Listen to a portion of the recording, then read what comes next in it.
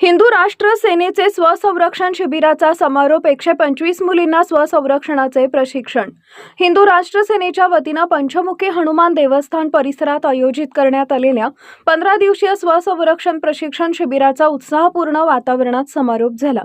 या शिबिरात 125 मुलींनी सहभाग घेत स्वसंरक्षणाची विविध कौशल्य आत्मसात केली। समारोप कार्यक्रमात प्रमुख मार्गदर्शक म्हणून राज्यसभा खासदार प्राध्यापक ज्योती वाघमारे उपस्थित होत्या। यावेळी बोलताना त्यांनी मुलींनी समाजातील विविध आव्हानांना समर्थपणे सामोरे जाण्यासाठी मानसिक व शारीरिकदृष्ट्या सक्षम होणे आवश्यक असल्याचे सांगितले।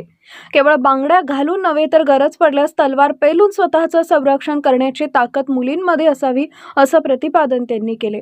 शिबिरामध्ये तलवारबाजी, दांडपट्टा, लाठीकाठी प्रशिक्षण, संकटसमयी स्वसंरक्षणाची तंत्रे तसेच मानसिक धैर्य आणि आत्मविश्वास वाढवण्याबाबत मार्गदर्शन करण्यात आले। सहभागी मुलींनी समारोप कार्यक्रमात तलवारबाजी व स्वसंरक्षणाची प्रात्यक्षिके सादर करून उपस्थितांची दाद मिळवली।